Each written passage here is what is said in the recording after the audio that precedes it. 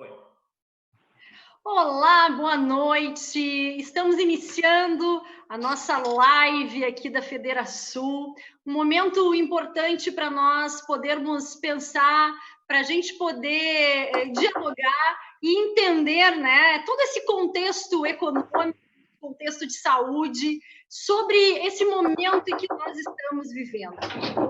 Hoje estou super bem acompanhada aqui de colegas empresários, colegas da diretoria da Federação e que comungam, né, do mesmo pensamento, mas também temos a oportunidade, uma grande honra para nós, receber o Dr. Ricardo Zimmermann, que é um especialista e vai ter oportunidade de desmistificar alguns pontos, né, que a gente tem colocado.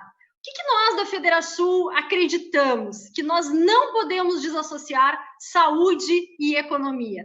E é o que nós estamos tentando trazer como uma realidade, especialmente para o poder público, essa nossa forma de entender que nós não podemos parar o trabalho. Nós não podemos parar as atividades produtivas, porque isso está custando muito caro para cada um de nós e para todos os gaúchos. Então, esse é o nosso desafio, a gente quer poder pensar de forma coletiva.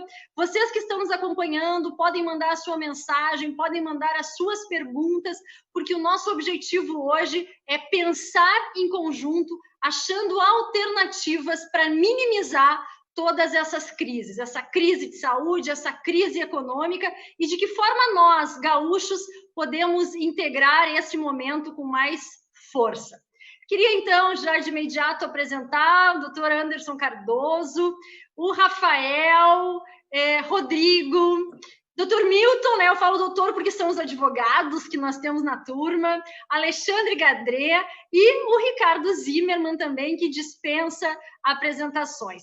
Nós vamos começar, né, tendo a oportunidade de ouvir o que os empreendedores entendem, né, como uma verdade nesse momento, a partir de todas as suas vivências. Esse aspecto econômico, como tem impactado e qual é a nossa maior preocupação. Na sequência, nós vamos ouvir, então, o especialista, né, super renomado, infectologista, Dr. Zimmermann, e depois nós vamos ter a oportunidade de interagir com vocês que estão nos acompanhando e também entre nós fazer esse debate. Então, eu queria de imediato passar a palavra para o Anderson Cardoso, para que ele nos possa trazer, né, alguns insights para a gente começar esse nosso debate.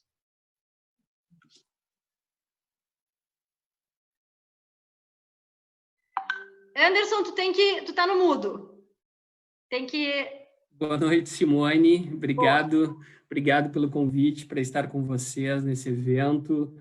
Boa noite aos colegas da Federação. Boa noite especial ao Ricardo, a todos que nos assistem.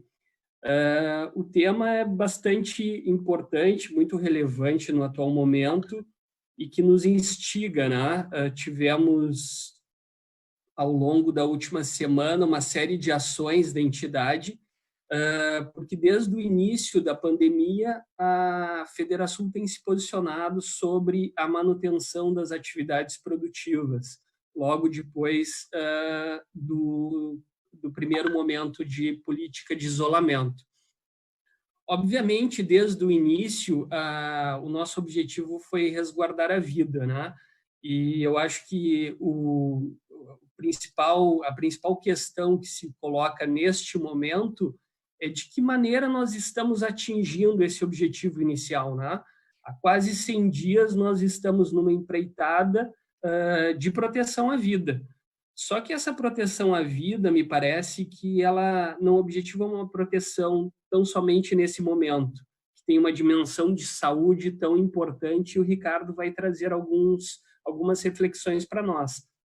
Mas também uma dimensão de longo prazo, que é uma dimensão econômica. Já se fala em segunda, terceira onda, e são essas reflexões, esse olhar não apenas para a árvore, mas para a floresta, que nos parece tão relevante nesse momento.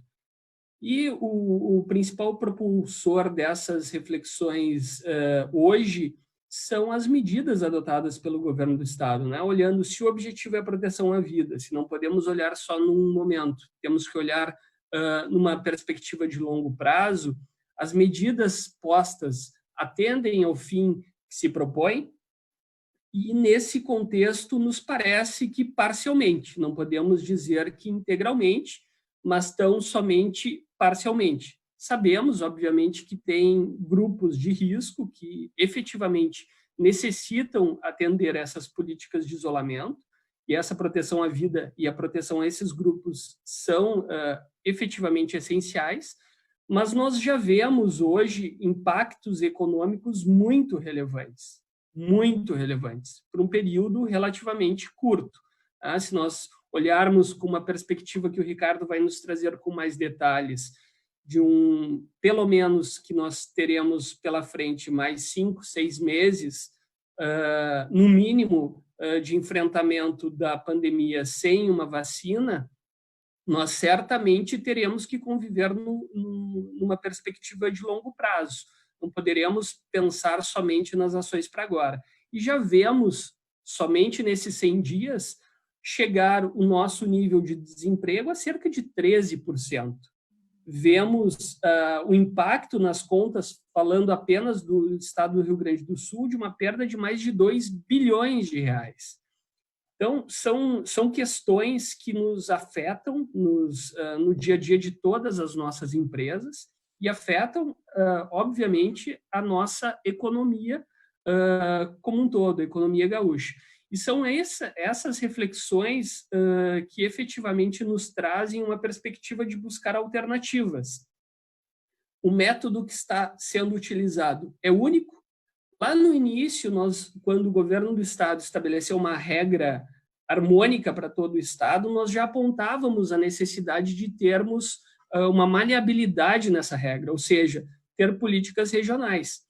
E agora vamos além. Essas políticas regionais, passado um período inicial de isolamento, que talvez até tenha sido prematuro naquele momento, mas que foi feito com a dedicação de todos, com esse ônus de mais de 2 bilhões de reais, de 13% de desemprego, agora nós precisamos olhar com uma outra perspectiva. Isso que nos parece nos leva aos nossos pleitos, especialmente de manutenção da atividade produtiva em qualquer contexto e a participação no debate das bandeiras de índices socioeconômicos também, e não somente de saúde. Então, para o início do debate, Simone, as minhas reflexões são essas, né? Ou seja, olharmos para o objetivo e olharmos com a perspectiva de se, com as medidas que estamos adotando, nós estamos nos aproximando ou estamos nos distanciando. E, nesse olhar, o que me parece que traga espaço, sim, para olhar alternativas, quais são essas alternativas. E, obviamente, sabemos que é um debate muito difícil, não existem soluções prontas, é algo novo, algo que nós temos muito presente, que as decisões são difíceis, por isso precisa a contribuição de todos, entre as quais as entidades empresariais, que, no fim e ao cabo, são os principais afetados junto com a população neste momento. Obrigado, Anderson. É importante, né, destacar, mais de 130 mil gaúchos perderam o emprego nos últimos 70 dias. Esse é um número que nós não podemos desprezar.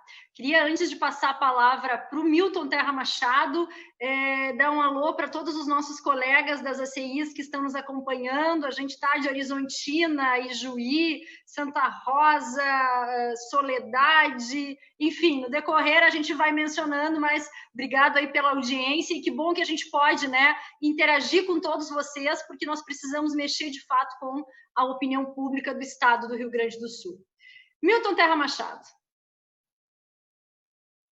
Mudo teu microfone. Nós não temos prática, né, Milton? Nós não estamos com toda essa prática de lives. Então, mas estamos todos aprendendo rápido, né? Evidentemente que toda crise, o ideal é que se aprenda, né? E que os ensinamentos permaneçam para sempre.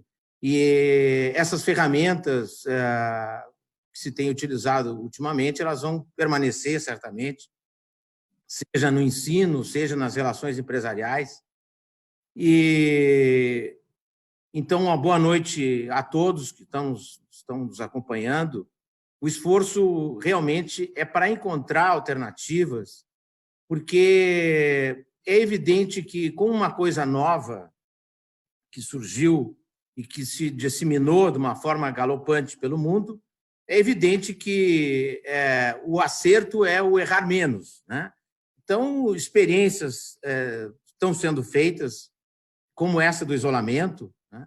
Que é uma coisa nova, e é compreensível que Dino Pino se tenha optado, que a OMS tenha indicado essa solução, mas o problema é que isso não pode ser uma solução permanente, né? Nós não sabemos quando vai vir a vacina, e essa solução, entre aspas, do isolamento total, né? Nós estamos aqui praticamente hoje em Porto Alegre e muitas cidades do Rio Grande do Sul em lockdown, né? Praticamente quase não, muitos setores, a maioria dos setores econômicos, produtivos, não são impedidos de trabalhar. Isso significa, e com o tempo que isso já vem acontecendo, a ruína financeira total para uma parte muito grande da população. Isso é a ruína financeira total, né? E a ruína financeira total, evidentemente, que ela logo ali adiante, ela vai se refletir na saúde das pessoas. A presidente Simone citava, numa entrevista recente, até mesmo o poder aquisitivo, o poder para comprar medicamentos, né? Ele advém disso. Então, essa solução, nós precisamos evoluir, né? Essa solução foi uma solução posta logo que aconteceu a disseminação do vírus, mas isso não pode ser uma solução permanente, né? Então, o Anderson comentou, nós tivemos no Rio Grande do Sul uma queda na arrecadação de 2 bilhões de reais já, só nesse período. Agora vai fechar julho, né? Com cerca de 2 bilhões de reais não é uma receita que as empresas estejam devendo para o Estado do Rio Grande do Sul. É uma geração de riqueza que não foi feita e que nunca mais será feita. Esse dinheiro não vem nunca mais. Nós tivemos aí repasses do governo federal da ordem de 600 milhões de reais já. Então, somando-se isso, são 2 bilhões e 600 milhões de reais que o governo do Estado do Rio Grande do Sul esteve, por assim dizer, por gerir, mas esses 2 bilhões não virão nunca, né? Mas que poderiam ter sido, e aí nós temos que ouvir o nosso especialista, o Carlos Zimmer, o que se poderia fazer com 2 bilhões e 600 milhões de reais em termos de leitos de UTI, que é a chave, parece ser a chave da questão, porque, para não esquecendo a narrativa, a ideia era achatar a curva, né? Vocês lembram todos, o desenho era aquele, né? E todo mundo se familiarizou com a curva.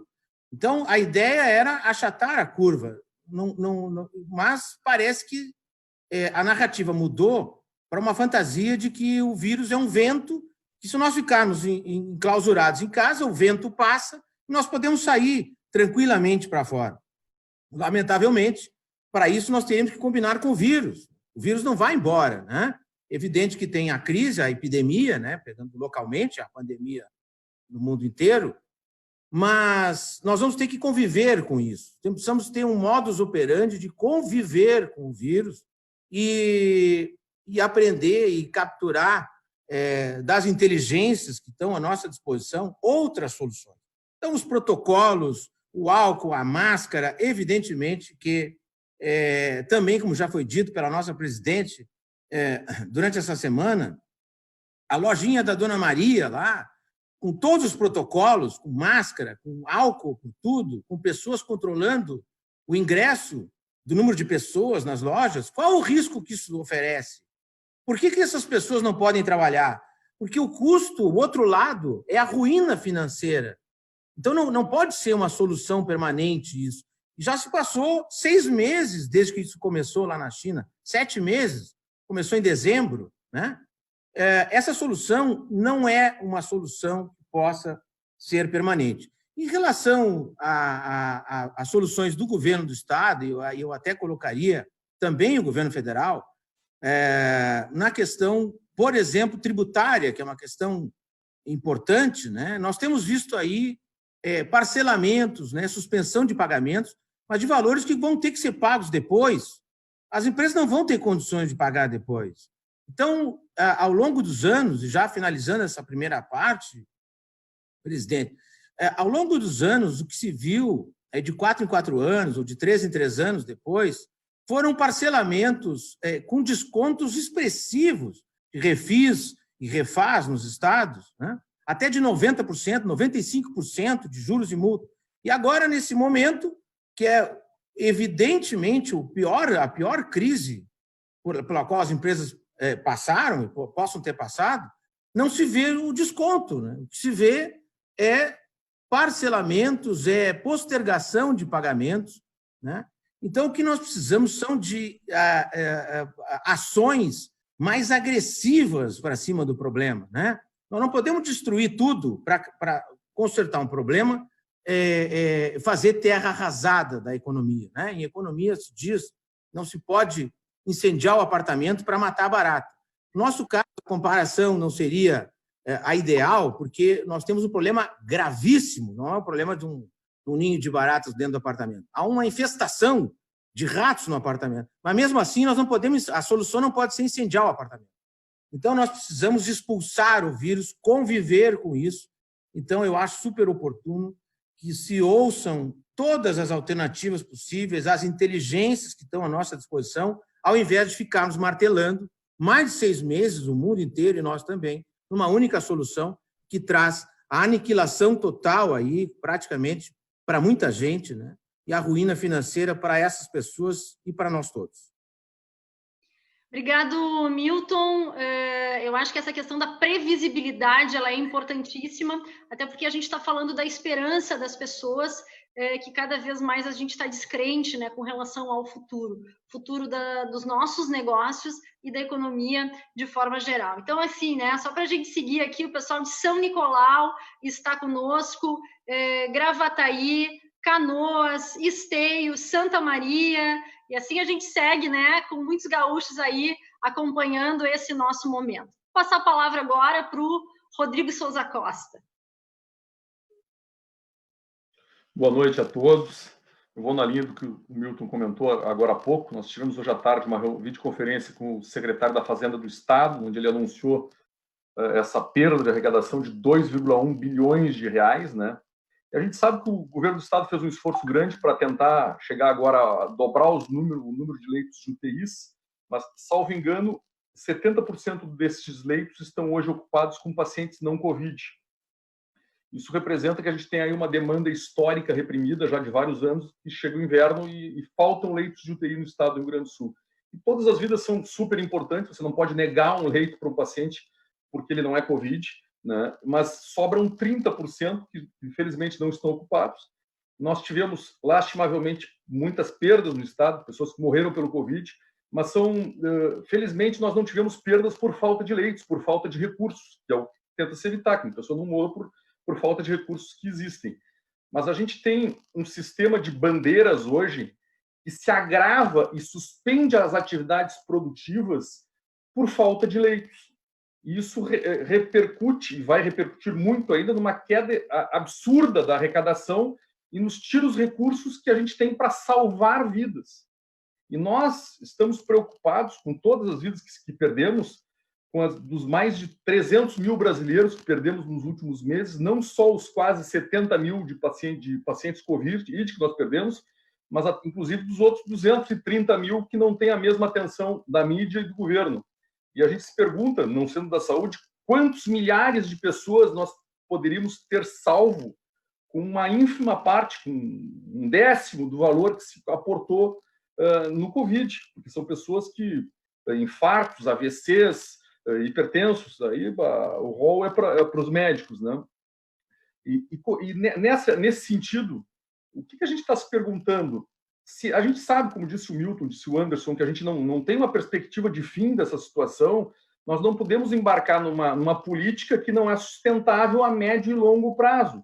Nós precisamos fazer uma relação ótima entre algum protocolo de biossegurança que reduza o número de infectados e um aumento expressivo do número de leitos que não impeça mais a atividade produtiva. Porque se nós impedirmos a atividade produtiva, nós vamos ficar sem arrecadação para salvar vidas.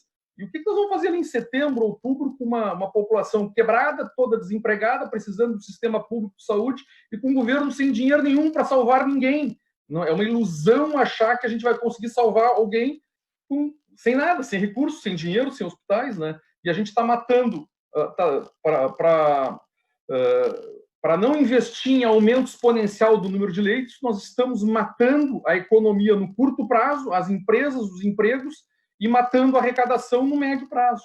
Então, essa é a minha perspectiva de qual seria o protocolo de biossegurança, se ele existe, de um especialista da sua capacidade. Obrigado.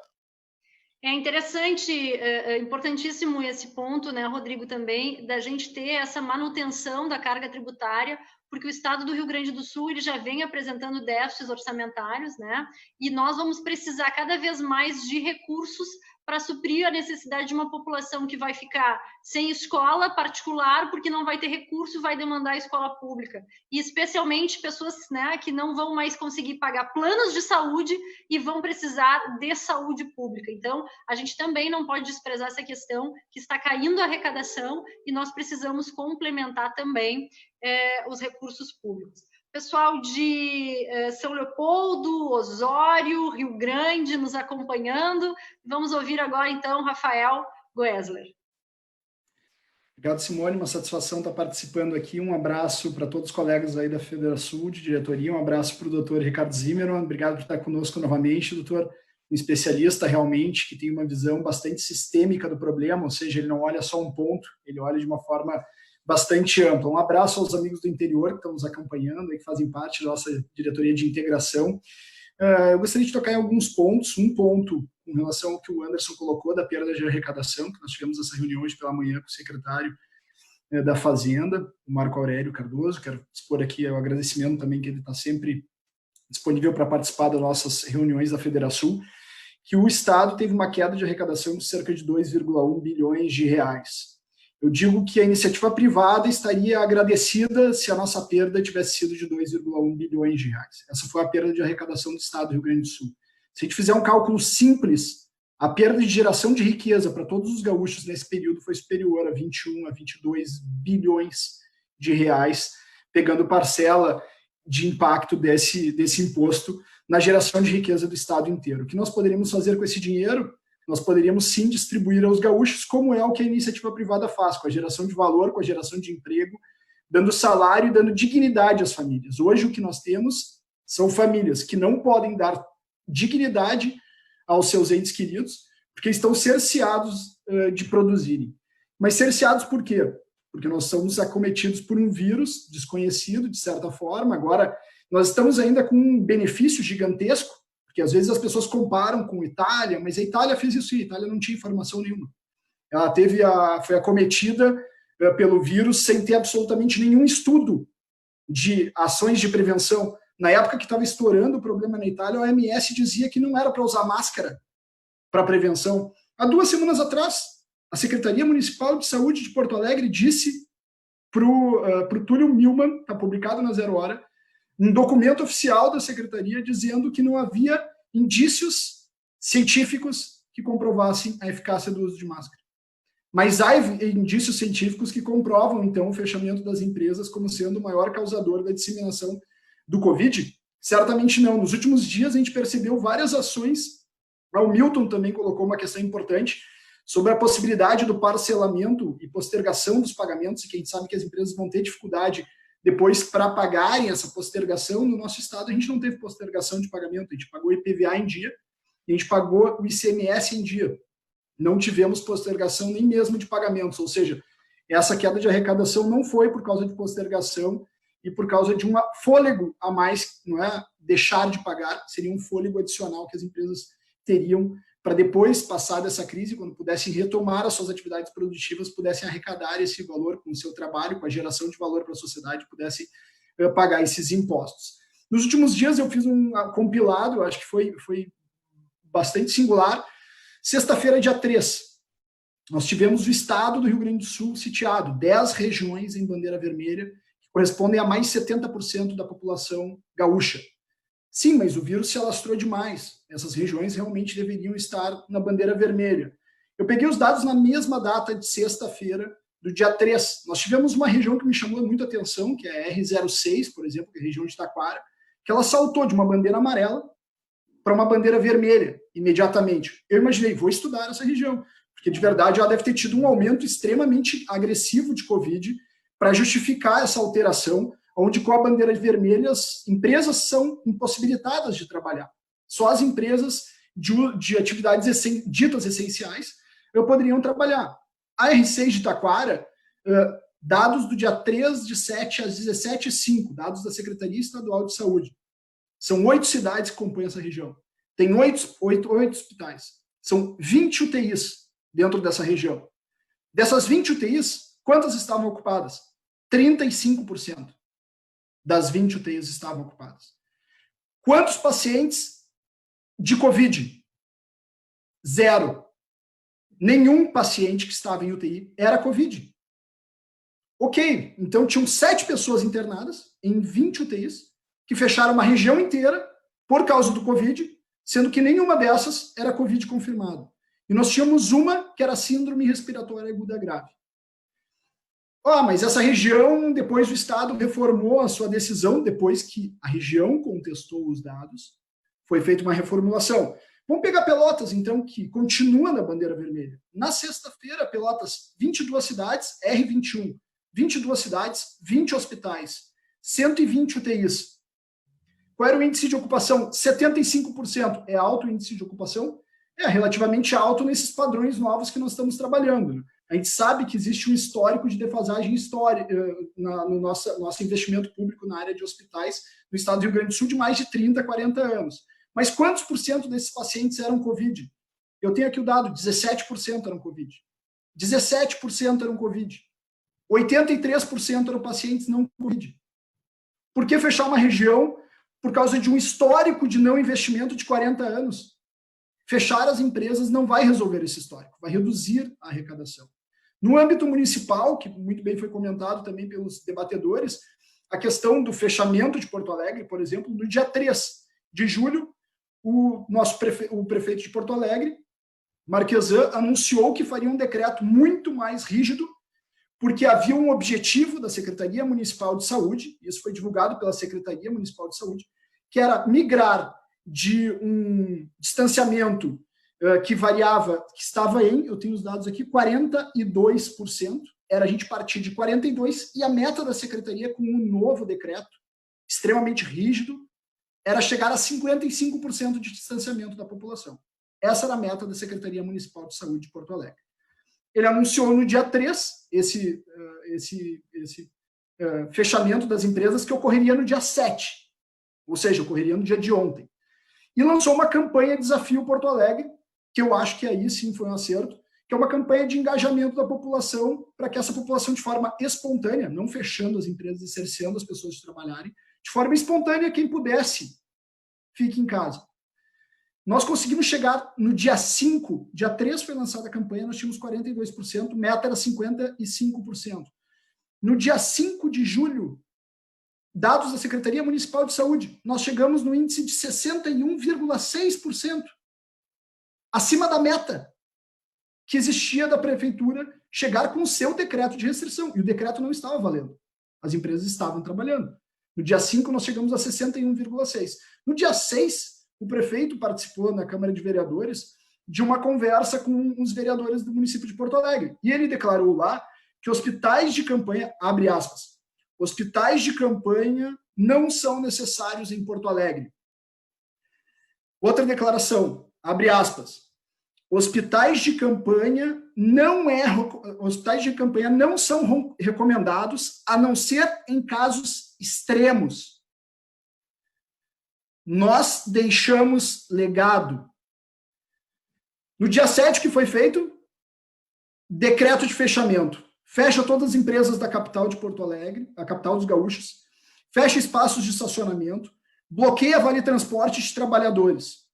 O objetivo não era chegar em 55%, nós tínhamos 61% sem o fechamento das empresas. Nota-se que o objetivo não é o distanciamento.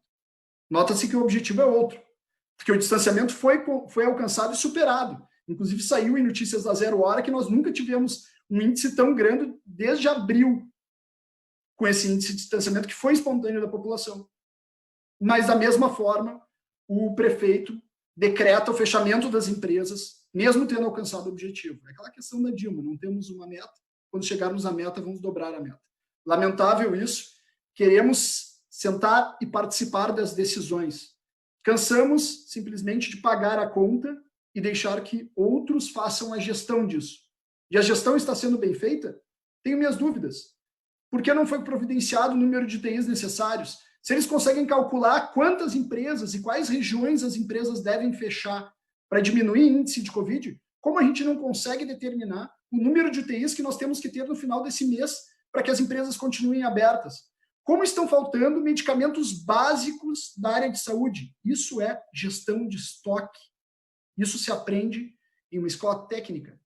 Não é exigido grandes sistemas de gestão para te conseguir fazer gestão de estoque de medicamentos que tenham um tempo ainda de validade bastante extenso. Então, termino aqui a minha análise breve, mas trago também uma indignação aí que eu exponho de todos os colegas do interior do estado e empreendedores de todo o Rio Grande do Sul com relação a essas decisões. É uma indignação de todos nós, Rafael, porque todos os anos no inverno gaúcho nós temos superlotação de emergências, nós temos falta de leitos e nós nunca fechamos, né, as atividades produtivas, mas também não são tomadas ações por parte do poder público para minimizar isso. A gente vem acompanhando ao longo dos últimos 12 anos, que é a série histórica, que a gente tem capas de jornais, né, que de fato referenciam isso, né? Superlotação, leitos que faltam, medicamentos, enfim. E agora nós, trabalhadores e empresários, estamos pagando essa conta tão alta e que vai nos custar ainda mais caro. O pessoal de Torres nos acompanha, Carazinho, Portão, Vacaria, São Gabriel, muito bacana, assim, essa rede que a gente tem, né, capilaridade da Federação e essa oportunidade que nós temos de refletir juntos. Alexandre Guedré, o que tu está vendo, assim, a partir de tudo isso, tu que é o nosso homem da imprensa, né, e um super porto-alegrense também que está apreensivo com todas essas determinações dos governos.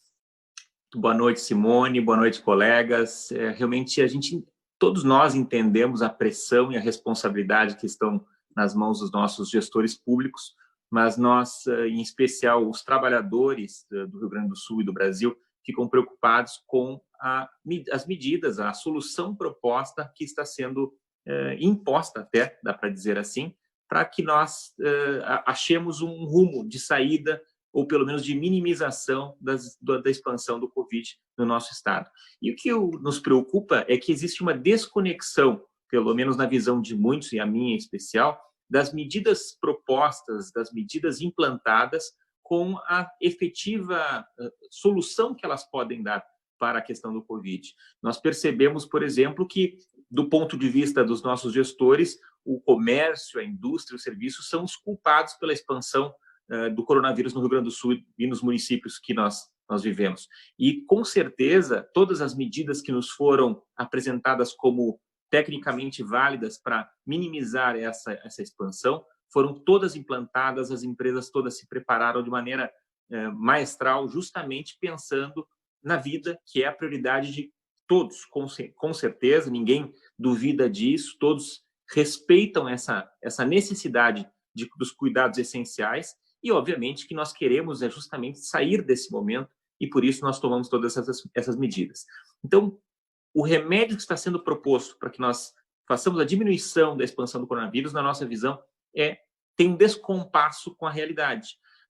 O fato desse remédio gerar talvez mais problemas do que o próprio coronavírus, porque esses problemas não acabarão com o coronavírus, nós teremos anos de sofrimento, seja na capacidade de renda das pessoas, na economia, no giro, que até foi anunciado aqui, só em impostos 2,1 bilhões perdidos até o momento, e no mínimo 20 bilhões de reais que deixaram de ser gerados e circular na nossa economia graças a essas medidas que não necessariamente nos resolveram ou melhoraram a nossa situação, tanto que até agora, desde o início de março, estamos ainda patinando e sofrendo. E o que mais também preocupa é que esses índices que estão sendo impostos e essas metas que estão sendo impostas, como, por exemplo, o índice que o Rafael falou agora há pouquinho, de 55%, elas já estão atendidas. Então, nós temos um certo descompasso das medidas e dos gatilhos que estão sendo apresentados e da efetiva realização que eles podem dar em passos concretos no combate ao coronavírus. E também preocupa o fato dos leitos de UTI, de maneira geral, serem utilizados como o critério específico de gatilhos para as bandeiras do nosso estado. Nós percebemos que na região metropolitana, apesar de termos 38% dos leitos de UTI ocupados com casos de Covid, que é um número alto, mas ainda assim nós sabemos que temos todo o restante que não são casos específicos de Covid e que também as UTIs, nós sabemos também por algumas informações médicas que eles não são simplesmente deixados em branco ou desocupados. Se existe uma vaga útil, disponível de uma vaga em UTI, ela é utilizada justamente porque ela tem um custo. Então, se existe alguém que pode se utilizar dessa vaga de UTI, ela com certeza será utilizada.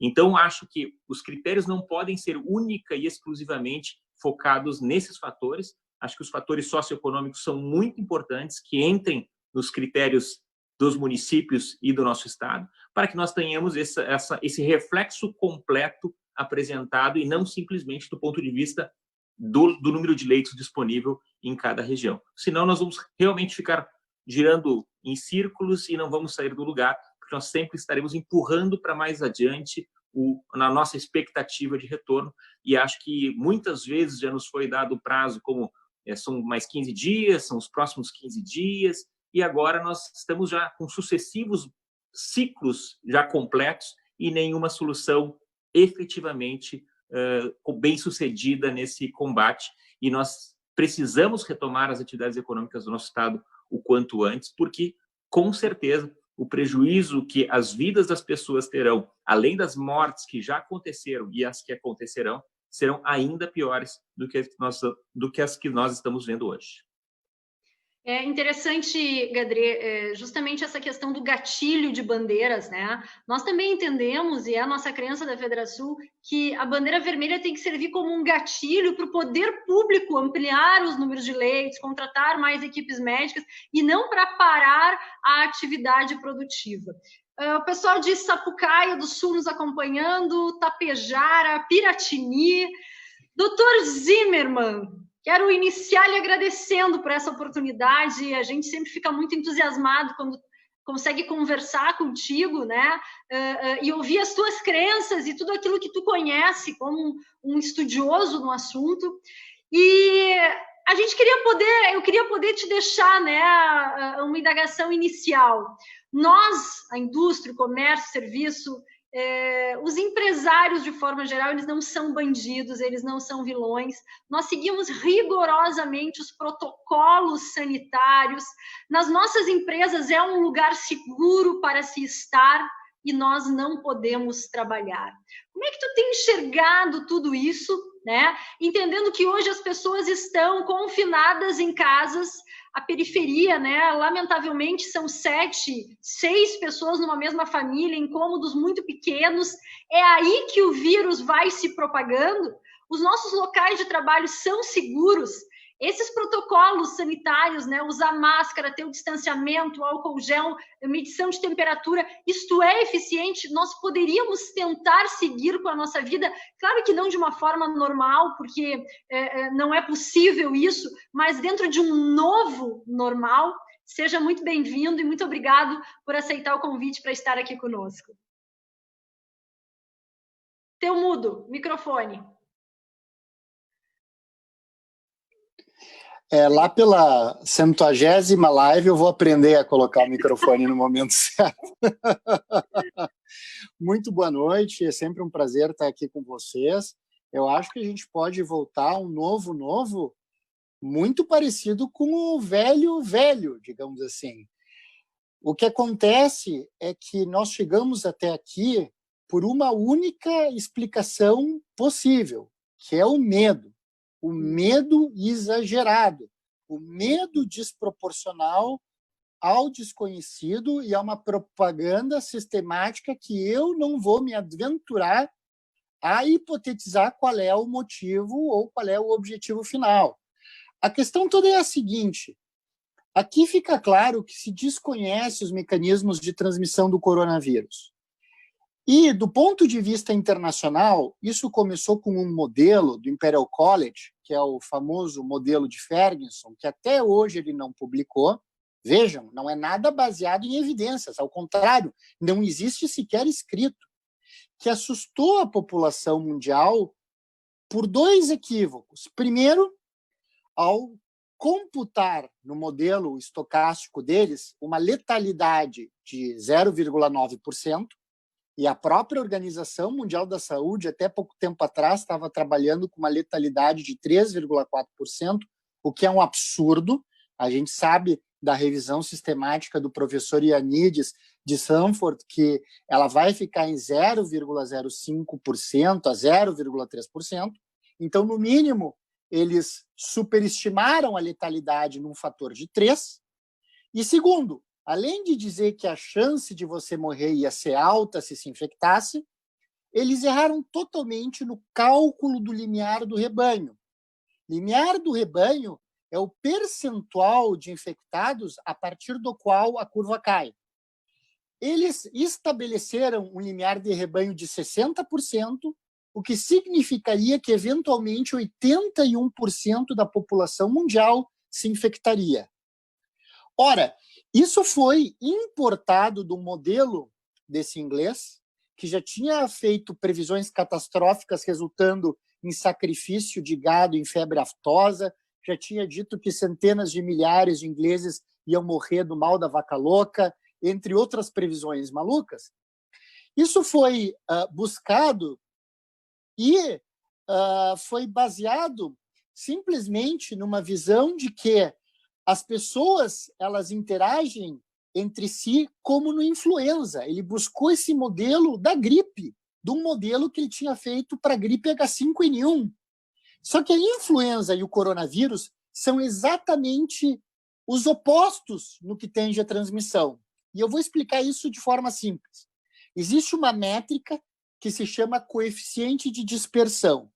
Se o coeficiente de dispersão tende ao infinito, quer dizer que eu, tu, João, Maria, fulano, Beltrano, transmitimos por igual. Todo mundo transmite, o coeficiente de dispersão é alto. Quando isso acontece, o limiar de rebanho é atingido em percentuais muito altos, porque todo mundo é transmissor. No SARS-CoV-2, o coeficiente de dispersão é de 0,1. O que isso quer dizer? Que cerca de 20% das pessoas infectadas são responsáveis por mais de 80% dos casos, enquanto que 80% das pessoas não transmitem a doença para ninguém. Então, não é nada inteligente pegar e adotar medidas horizontais, com fechamento do trabalho como um todo, com fechamento de escolas, com fechamento da rede comercial de forma homogênea, se, na verdade, o número de pessoas que transmite é baixo. A gente tem que ir atrás dessas pessoas que são as disseminadoras. Então, como é que se fez nos lugares de sucesso? Como é que se fez em Hong Kong? Como é que se fez em Vietnã? Como é que se fez na Coreia do Sul, que permitiu que não haja fechamentos tão drásticos? Testagem. Se fez testagem em massa da população. Ah, mas isso é caro. Não, mas dá para fazer a testagem, dita testagem em pool. A gente pode testar com biologia molecular para ver quem é infeccioso, 32 e 32 de 32 pessoas. A gente pega 32 exames e roda uma vez só. E aí vai descartando as infecções na comunidade. Mas, de novo, os casos de coronavírus, eles não são transmitidos na comunidade por igual como um todo, de forma homogênea. Eles são transmitidos em clusters, em conjuntos. Então, geralmente, o paciente que chega para nós com coronavírus, ele tem um parente com coronavírus, ele teve um amigo que ele foi em algum lugar junto com coronavírus. Então, a gente tem que fazer o contact tracing, a busca por contatantes. A gente precisa diagnosticar esse paciente e a gente precisa, por teste de biologia molecular, ir atrás dos 16 contactantes que esse paciente tem em média para deixar quem está doente em quarentena domiciliar e oferecer o tratamento precoce. Então, a gente tem, no Rio Grande do Sul, 16 testes por 1.000 habitantes já tendo sido feitos até o momento. Os Emirados Árabes Unidos têm quase 400 testes por 1.000 habitantes. Então, a gente testou muito pouco. A gente praticamente não testou. Aliás, se não testou, não tem nem como dizer como está sendo a disseminação do vírus. Porque como é que a gente vai fazer uma curva para fazer projeções se a gente tem um gargalo enorme de testagem? Se a curva parece que está subindo de forma exponencial, pode ser simplesmente porque chegaram novos testes e eu rodei um monte de testes. Então, a gente também precisaria da métrica número de testes positivos sobre número de testes totais sendo realizados, para ver se verdadeiramente a curva se mantém de forma exponencial. Então, a gente não tem testagem. Sem testagem, a gente não tem contact tracing. A gente está falhando no tratamento precoce, que reduz a carga viral, reduz o risco de progressão da doença, que reduz a necessidade de demanda por UTI, o risco de transmissão e, portanto, o risco de demanda por UTI de forma secundária. Mas a gente está lançando mão de fechamentos horizontais em massa, coisa que não está escrita em lugar nenhum, coisa que não é baseada em evidência. Ao contrário, uma revisão sistemática disponível em sua íntegra no site do CDC mostra algumas sugestões de condutas em trabalho. Por exemplo, o chamado Pay Leave Sick. Deixa claro para o trabalhador que, se tiver com o nariz escorrendo ou dor de garganta, ele fica em casa recebendo o salário íntegro. Isso reduz em 30% a chance dele chegar com o nariz escorrendo para trabalhar. Eu atendi ao maior surto, maior cluster de Porto Alegre, num lar de crianças com transtorno invasivo do desenvolvimento, com espectro autista, onde um trabalhador de uma região do globo bastante afetada, Venezuela, na verdade, ele tinha tanto medo de ficar desempregado que ele foi trabalhar com sintomas. Isso poderia ter sido evitado com a política, por exemplo, se existisse uma política assim, que se o governo garantisse o pagamento de seu funcionário ou se o empresário fosse estimulado também a ter descontos fiscais por lançamento de iniciativas de esterilização de ar. Eu não conheço nenhum projeto, e agora a OMS, depois de muito tempo, reconheceu que podem ocorrer clusters de transmissão aérea. Eu não conheço nenhum projeto de isenção fiscal para empreendedor, para industrial, para comerciante, que coloque radiação UV no seu telhado, que promova 6 trocas de ar por hora. Ao contrário, na academia onde eu treino, o dono colocou um sistema de trocas de ar mecânico com 6 a 12 trocas de ar por hora. Ele teve que fechar igual. Eu estava mais seguro na academia do que no hospital onde eu trabalho, e ele teve que fechar igual. Quer dizer, aquela história, não adianta fazer o certo, assim como se citou há pouco, se atingiu a meta e se fechou igual.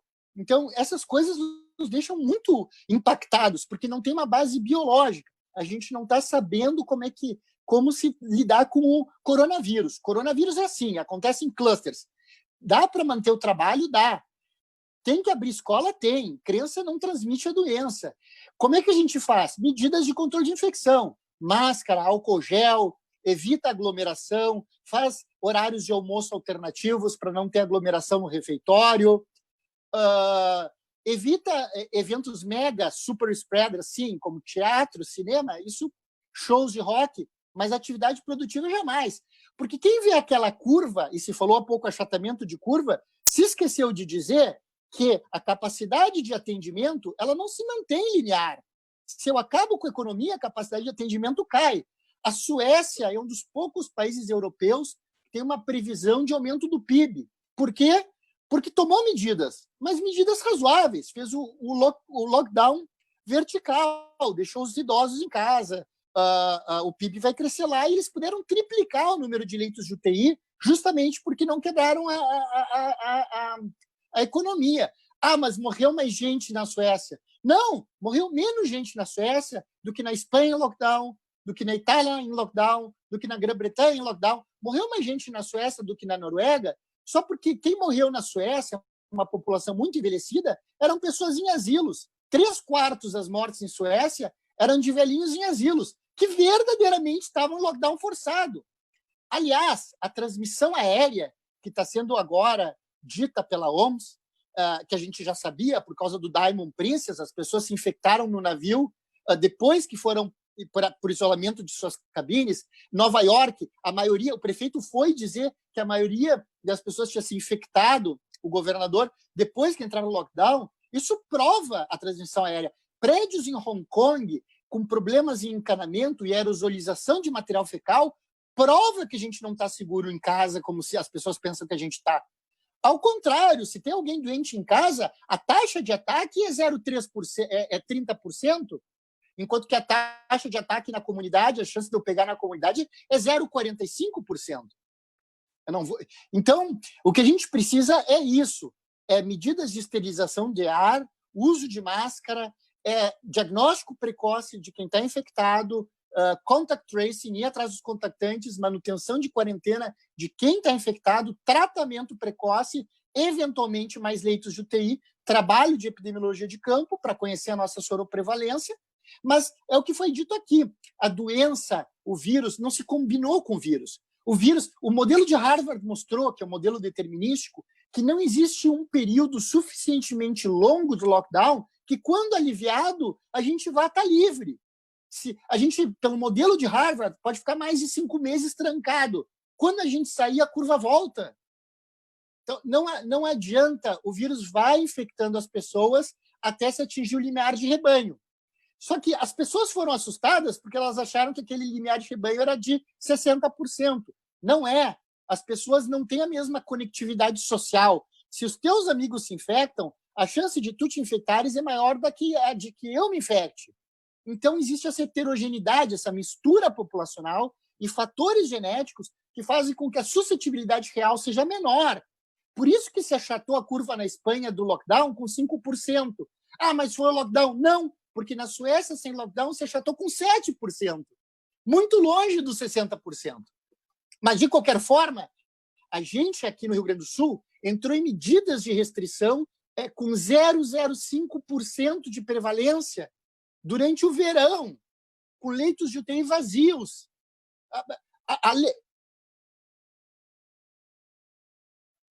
Isso não fez sentido nenhum.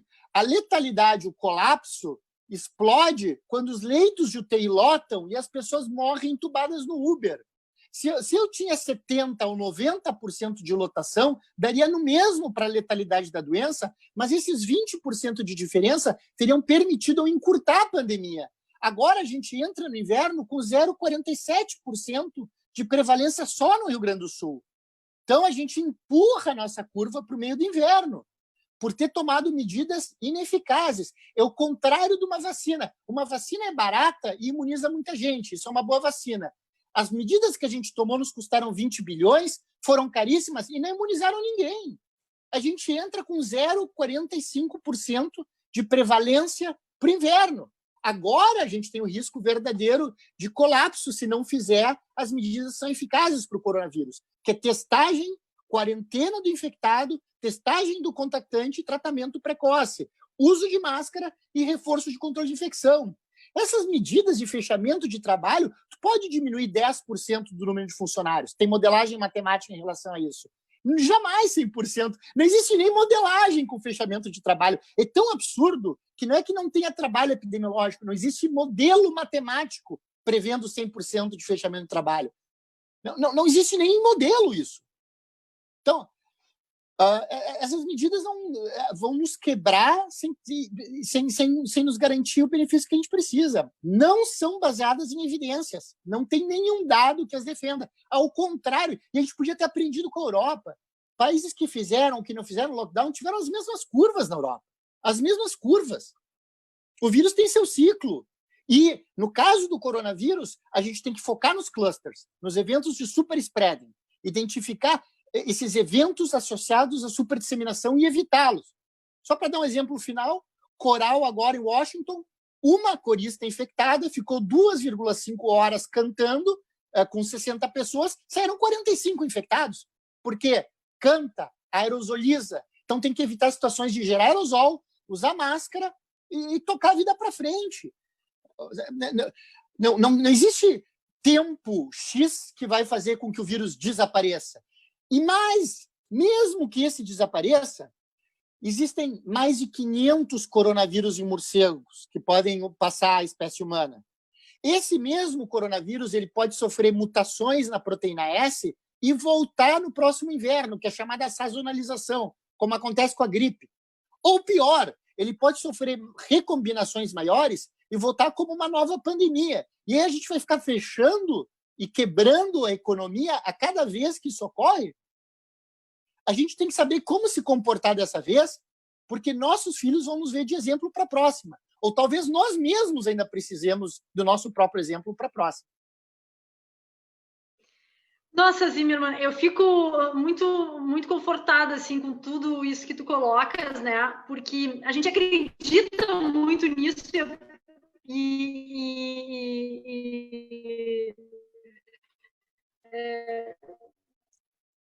por isso que a gente te convida tantas vezes para que tu possa, que eu penso, certamente nossos colegas também, um argumento melhor que o outro, como o governador pode fechar os olhos para tudo isso.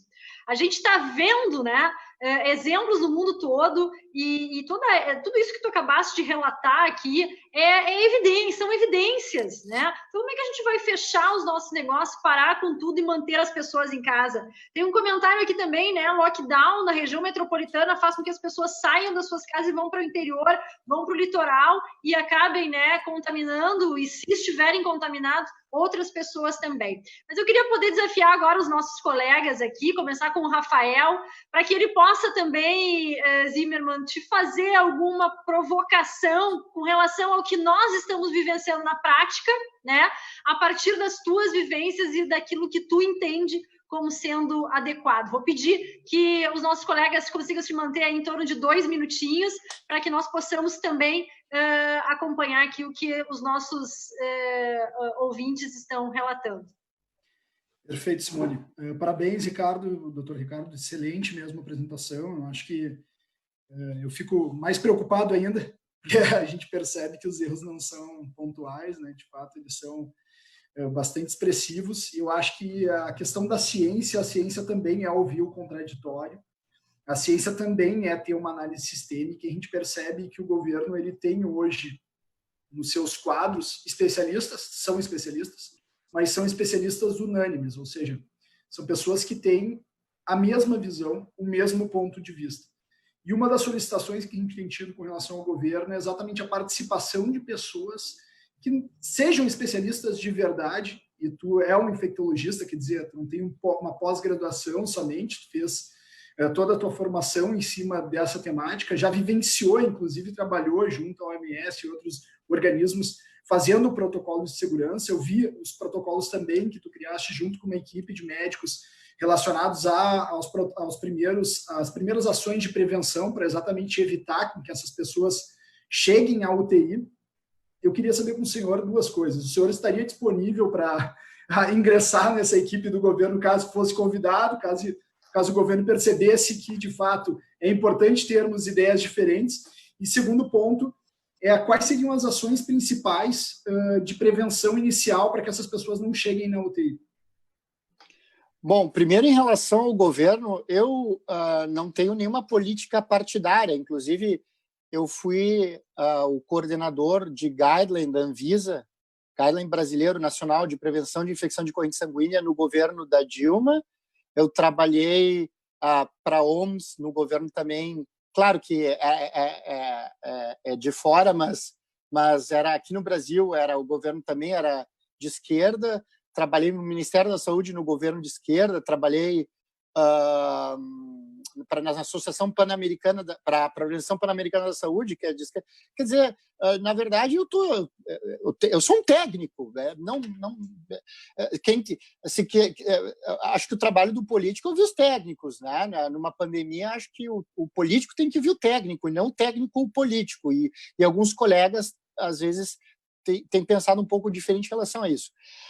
De prevenção, eu acho que assim é fundamental a testagem, mas se a gente for fazer a testagem para ver se a gente está infectado, a não ser um laboratório de Porto Alegre que faz uma técnica que o resultado sai em 6 horas, Os outros laboratórios ainda te dão o resultado em 2 a 3 dias, em virtude não do atraso processual ou do atraso molecular, mas do atraso logístico, porque tem uma demanda muito grande.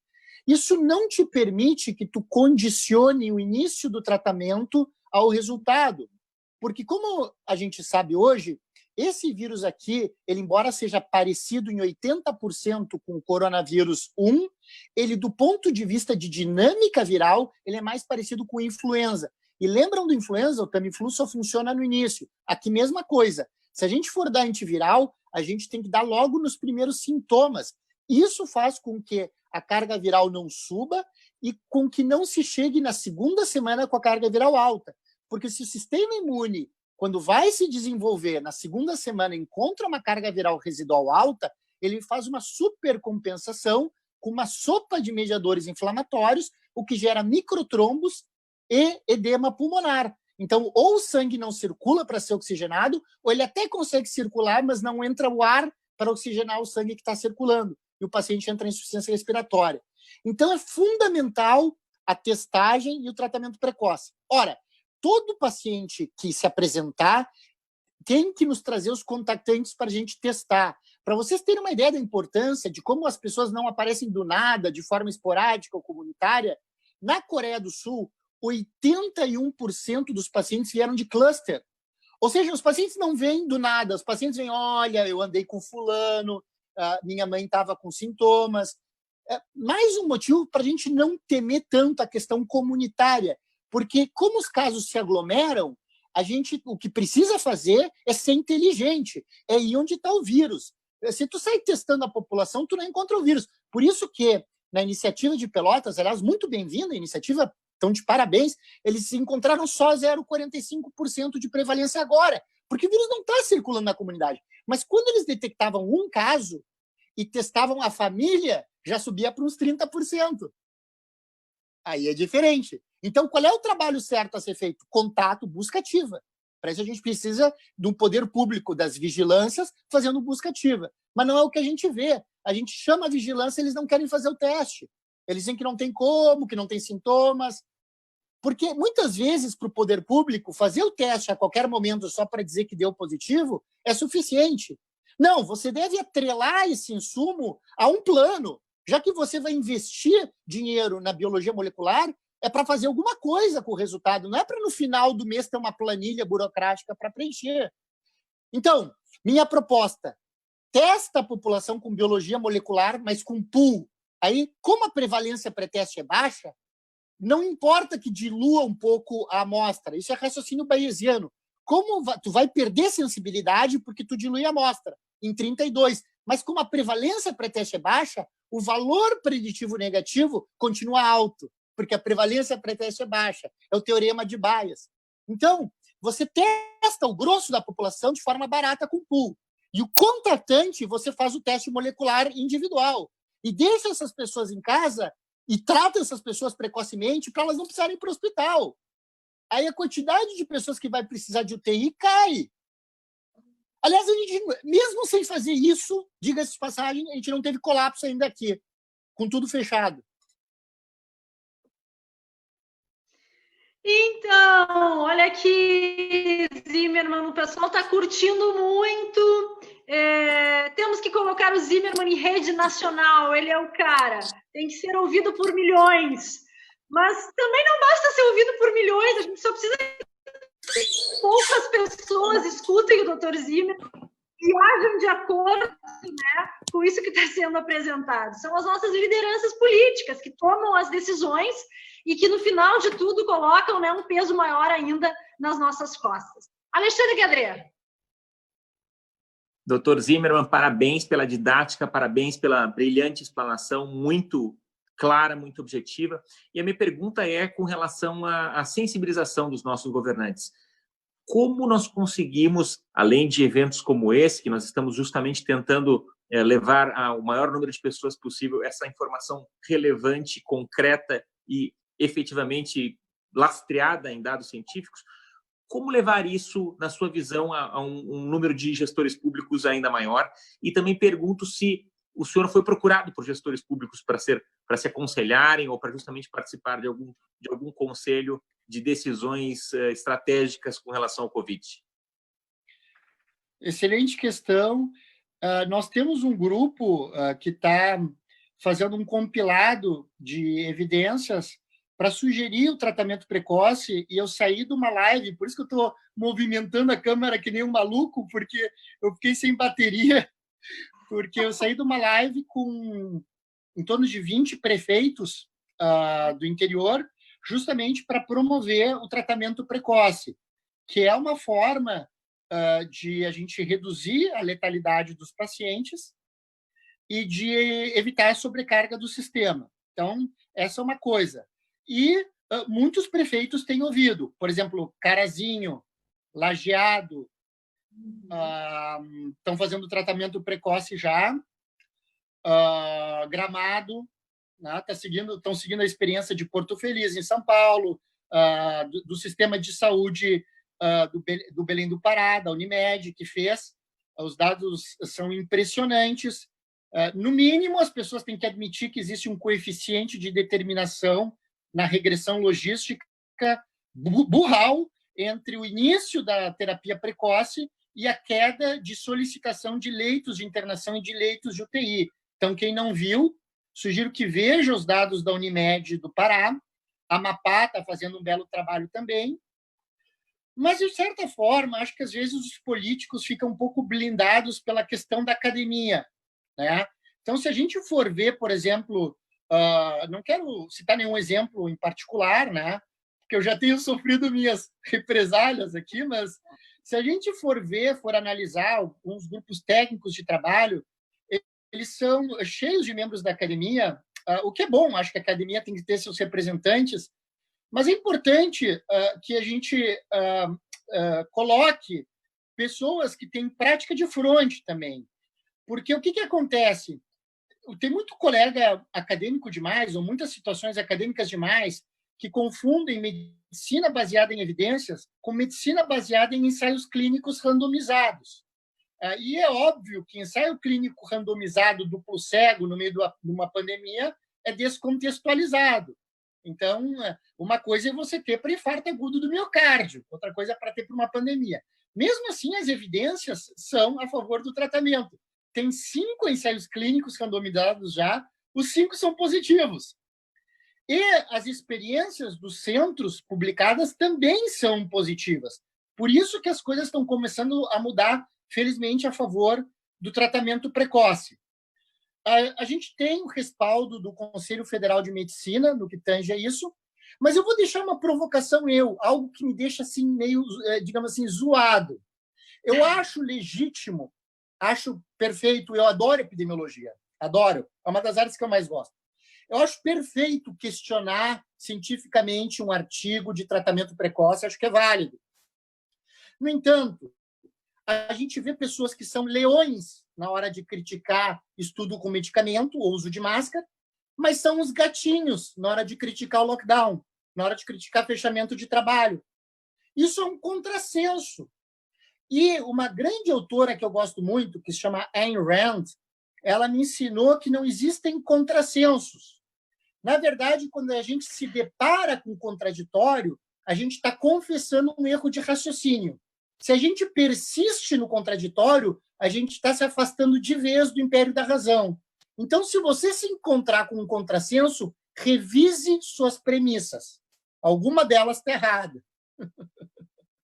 Perfeito, assim, é música para os nossos ouvidos, tudo isso.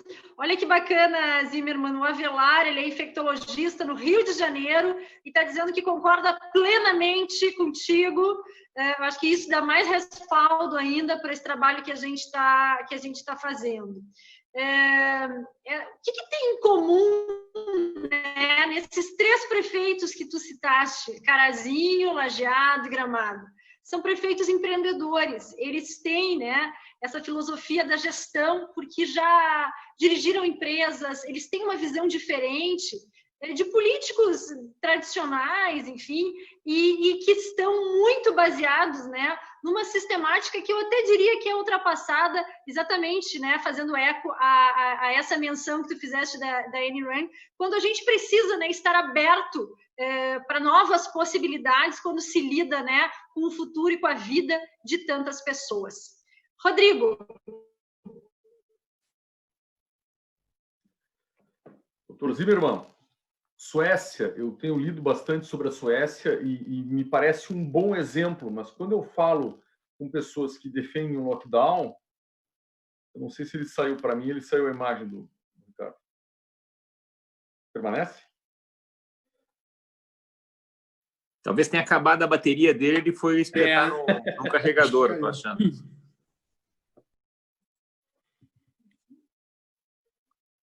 Simone está no mudo.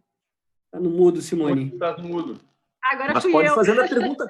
Vai fazendo a pergunta, nem que repita de novo, Rodrigo. Posso fazer Não, uma mas eu pergunta? estava...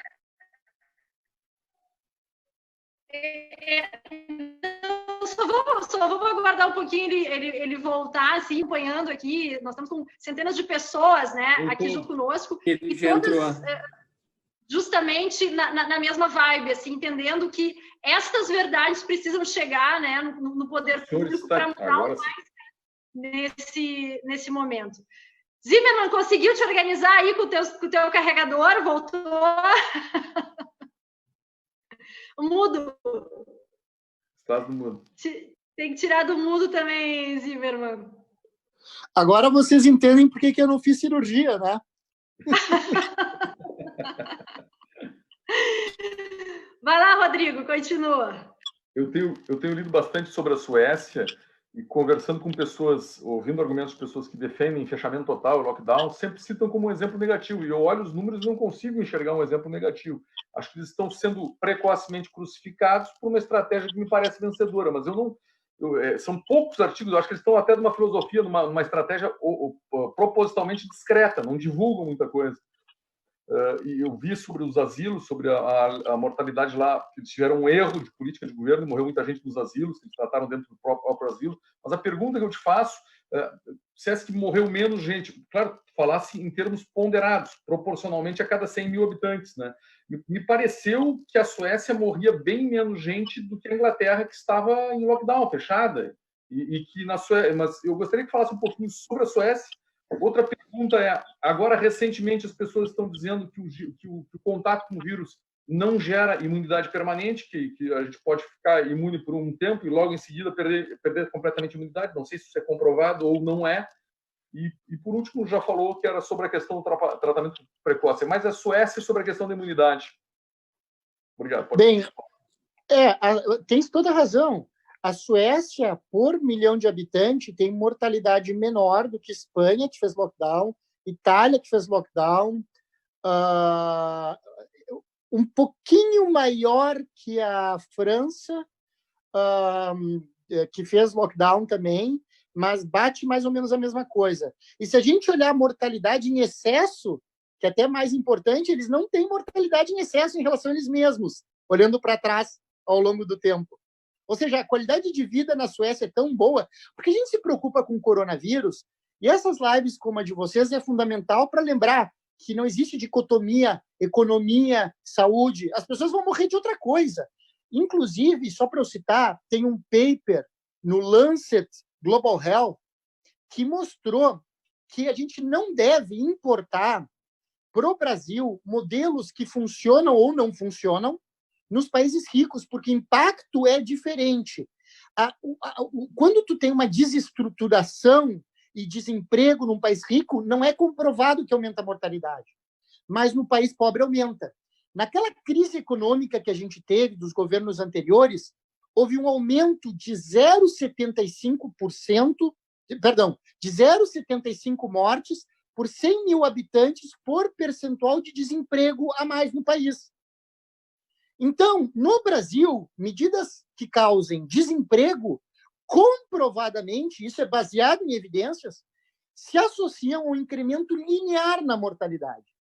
Então, na Suécia, pode ter morrido um pouco mais por Covid, por causa dos asilos, 3/4 dos óbitos, e eles pediram desculpas para a população idosa, erraram mesmo, Mas, em geral, a qualidade de vida de um país que nunca desrompe sua economia faz com que eles não tenham um aumento da mortalidade extra. Se a gente olha para trás, nos outros anos, para a Suécia, eles não tiveram um excesso de mortalidade esse ano, como a Inglaterra teve. A Inglaterra teve excesso de mortalidade, a Holanda teve excesso de mortalidade, a Suécia não. O que nos importa é a mortalidade. Se a pessoa morre de Covid ou morre de doença cardiovascular, que é associada à pobreza, ao desemprego, ou de câncer, que também é associada linearmente à pobreza e desemprego, dá no mesmo, afinal de contas. Então, isso é uma questão.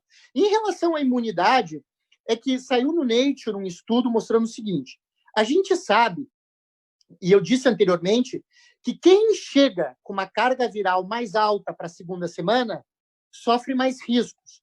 Na segunda semana se desenvolve a resposta imune adaptativa, que é que inclui os anticorpos. Então, quem chega na segunda semana com uma carga viral maior vai ter uma maior resposta adaptativa, mais inflamação, e também vai produzir mais anticorpos. Quem é assintomático ou tem uma doença leve, ao contrário, produz muito pouco anticorpo. E eles podem se tornar indetectáveis a partir de 2 meses em 40% dos casos. As pessoas leram isso da seguinte forma: perdi meu anticorpo, não estou imune. Não é verdade, porque um outro paper publicado no Nature, na sequência, mostrou que mesmo que elas não tivessem anticorpos detectáveis, elas tinham os linfócitos B que produzem aqueles anticorpos. É uma questão de economia corporal. Por que o linfócito B vai produzir anticorpos se ele não vai usar? Então, esse aí está imune sim. Ele também tem CD4, que é uma célula que não é medida específica contra. Ele só não vai ser um bom doador de plasma, porque o plasma convalescente, para ajudar os doentes, tem que ter bastante anticorpos. Mas ele está imune.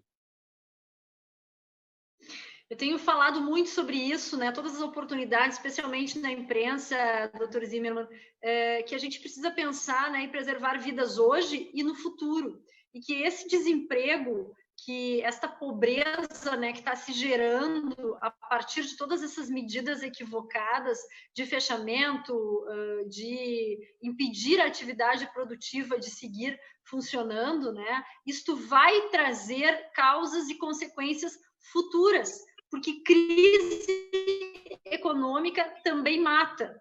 E aí algumas pessoas criticam e dizem: nossa, Simone, que exagero, é claro que não, as pessoas não vão morrer porque hoje perderam o emprego. Mas isso acontece no mundo todo e na história do Brasil, isso está evidente, né? As pessoas com falta de recursos, elas acabam adoecendo, elas não têm dinheiro para o remédio, elas não têm dinheiro para uma alimentação, então tudo isso leva à morte também. E por que agora estamos todos tão preocupados se todos os invernos morrem pessoas?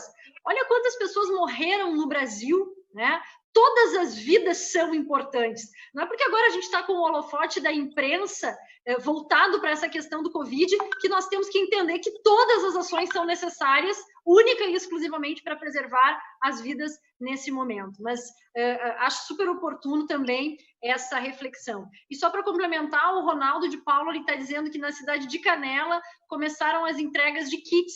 Então, quer dizer que tem cidades no Rio Grande do Sul que estão aderindo a essa sistemática, né, de entregar kits ou de entrar com remédios mesmo antes da conclusão de testes, como tu tinhas referido. Milton Terra Machado, mudo.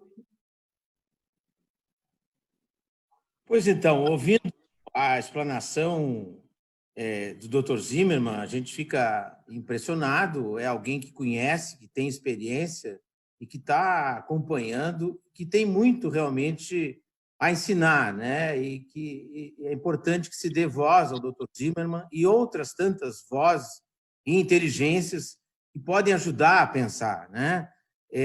Em ciência, qualquer ramo da ciência, se costuma dizer que as verdades são apenas provisórias, não existe verdade permanente.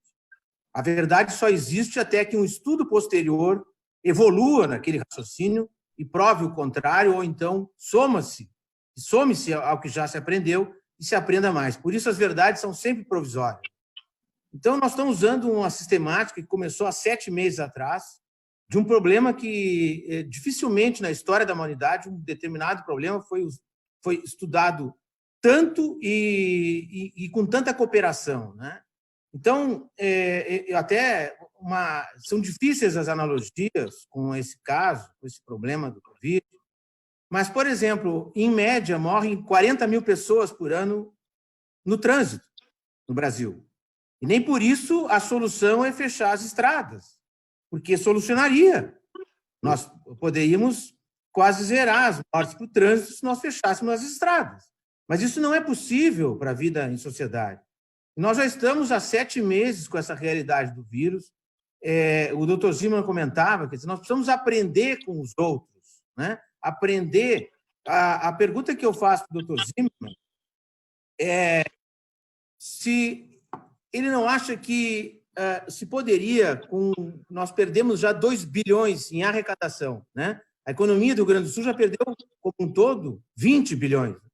Mas, mesmo focando apenas na perda de arrecadação, que é 2 bilhões e 100 milhões, né? O próprio secretário da Fazenda nos informou isso. Se o doutor Zimmermann acha que nós, com o aprendizado que já se teve, né? E, evidentemente, que o contágio, nesse momento, é muito menor do que quando não se sabia nada, porque agora as pessoas usam máscara, elas fazem muito mais higienização, as pessoas, em geral, evitam a aglomeração. Então, é evidente que o contágio não é igual quando não se conhecia nada a respeito. Então, se campanhas, né, se os governos resolvessem investir em campanhas pela televisão e pelos jornais, embora a mídia tenha sido muito presente, nós temos aqui um dos nossos príncipes da mídia do nosso estado, que é o Alexandre Gadret, né? Então, a mídia está de parabéns pela cobertura, né? E ajuda muito nisso, mas talvez até de uma forma mais concatenada, mais profissional, mais organizada, os governos poderiam fazer campanhas e ensinar ainda mais as pessoas como conviver com essas descobertas que já se fez, né? E que as lições aí do Dr. Zimmermann nos provam, né? E já se aprendeu bastante, mas o remédio continua sendo o mesmo, né? Então, o que o Dr. Zimmermann faria com 2 bilhões, ou se passar mais 2, 3 meses, 6 bilhões, daqui a um pouco são 6 bilhões, né? Ou seja, essa montanha de dinheiro que está jogando pela janela, se ele acha que isso poderia, uma vez canalizado somente para o Covid, ensinar a população a conviver com isso? Essa é uma boa questão. Bem, acho que campanhas que reforcem as pessoas a procurarem atendimento mais precocemente seriam essenciais, porque isso seria um redirecionamento do que se falava no início. No início se falava para procurar atendimento e sair de casa só quando houvesse falta de ar, o que é um absurdo fisiopatológico. Os americanos chamam a COVID de happy hypoxemia, ou hipoxemia feliz. Por quê? Porque o indivíduo fica hipoxêmico, com baixo oxigênio, sem sintomas, na maior parte do tempo. Se ele vai esperar para procurar atendimento só quando ele está com falta de ar, ele já está com doença muito avançada. Aí não tem como redirecionar o desfecho, muitas vezes. Então, primeira coisa para a proteção da saúde da população, ela deveria ser orientada a quando procurar atendimento. O dinheiro também poderia servir para a compra de kits, porque são medicações extremamente baratas, que não têm patentes. São medicações de baixíssimo custo e com perfil excelente de segurança. Aliás, são medicações, digamos assim, até politicamente corretas, porque a ivermectina foi usada em mais de 500 milhão de pacientes africanos como tratamento de massa para a principal causa de cegueira na África, que é uma filária, um verme intraocular. Então, foi um sucesso de saúde pública. Então, pessoas que têm como argumentação se importarem em saúde pública já deveriam conhecer bem a ivermectina e a sua segurança. Além de propaganda e medicamento, eu investiria em testagem. Não é verdade que a testagem é cara. Com a estratégia de realização de pool, a gente pode testar 32 pessoas de uma vez e fazer isso na comunidade de grande espectro. Podemos usar drive-thrus, como se fez na Coreia do Sul, por exemplo, em outros locais. E sempre fazer o rastreio dos contactantes e orientar muito bem que quem tem sintomas tem que ficar em casa e falar com os empresários para não descontar do salário de quem tem sintomas, é o pay leave sick. Escolas têm que reabrir imediatamente. Escola fechada é um absurdo. Tem modelagem matemática mostrando que quando o absenteísmo de profissional da área da saúde passa de 15%, há um aumento na mortalidade. E 30% dos profissionais da área da saúde têm crianças dependentes. Então, como é que eu posso esperar que as pessoas trabalhem se eu não tenho onde deixar as crianças?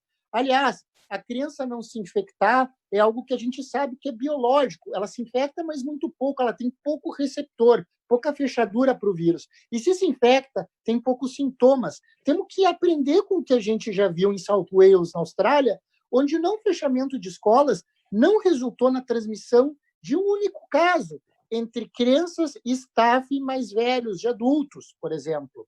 Reabertura de escolas com sucesso agora na França e Irlanda. Então, tudo isso pode ser feito.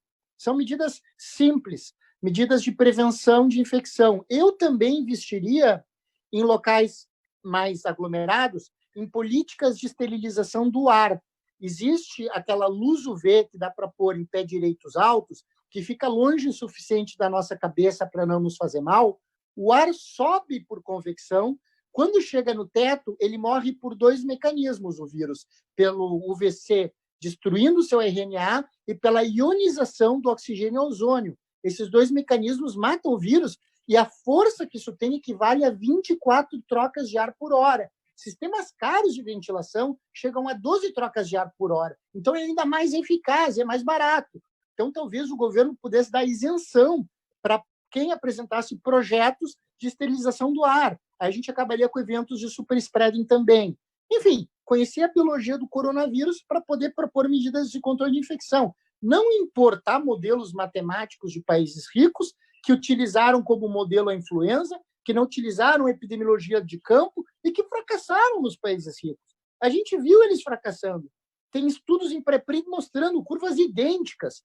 Lá na Itália e lá em Nova York, as curvas começaram a cair com as máscaras, não com o lockdown, mostrando mais uma vez a importância das medidas do controle de infecção.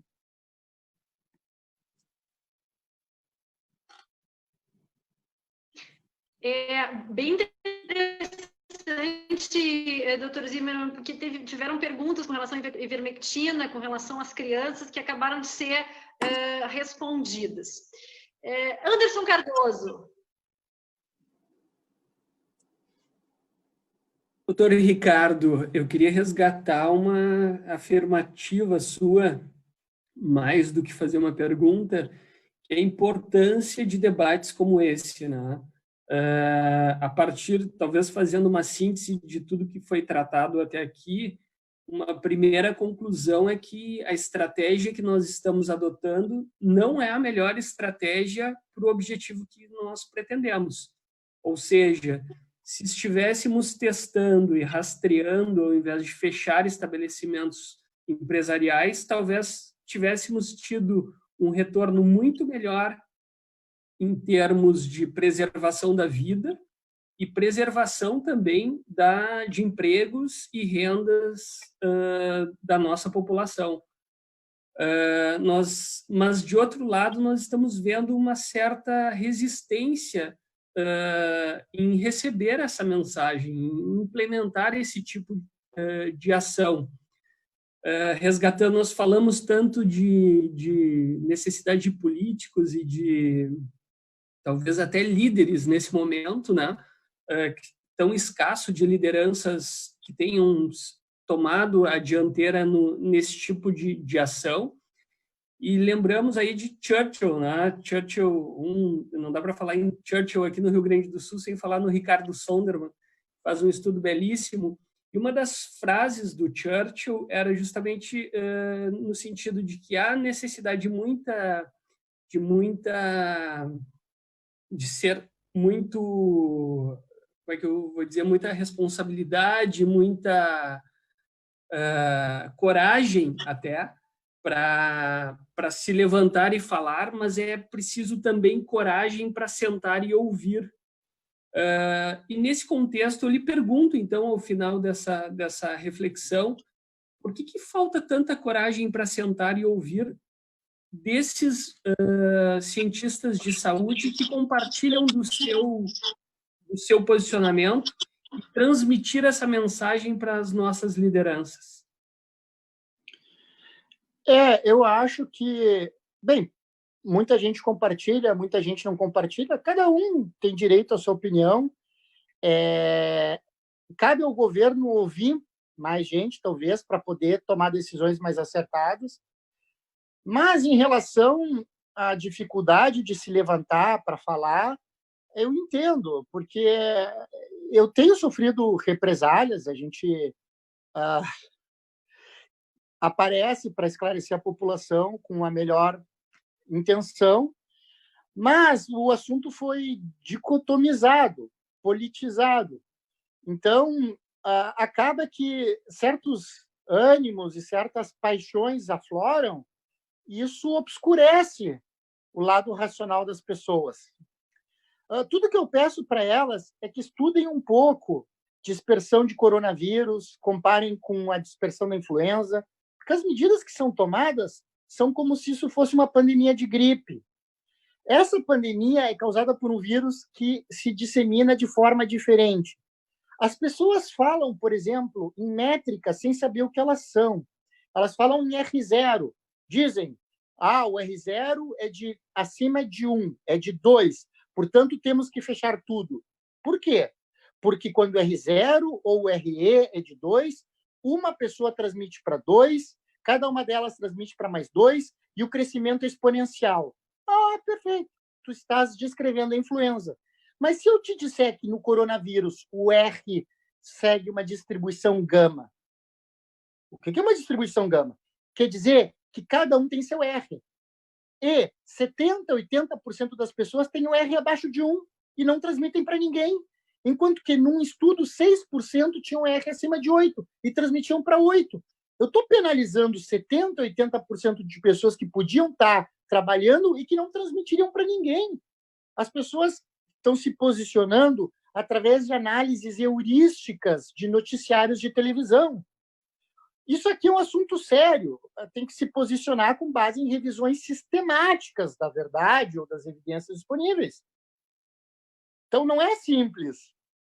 Todo mundo está discutindo o assunto, é ótimo, a sociedade tem que participar, mas as pessoas precisam se dar conta de que tem que fazer uma leitura mais aprofundada, os governos têm que se dar conta que tem que ouvir todos os lados, e as pessoas têm que se dar conta que não adianta só números por números, tem que conhecer a biologia do vírus para poder fazer projeções. A gente está vivendo uma pandemia que começou ao contrário. A epidemiologia verdadeira é um trabalho de campo. Tu vai a campo para definir a métrica, para fazer projeção. Essa pandemia começou com o cálculo do Neil Ferguson, sem métrica, utilizando modelos de influenza. De lá para cá, só piorou. Então, está na hora das pessoas pararem, se darem conta que isso é algo que exige uma compreensão bem profunda, que realizem análise sistemática, se posicionem, então, no seu direito, e as autoridades têm que ouvir a pluralidade de opiniões.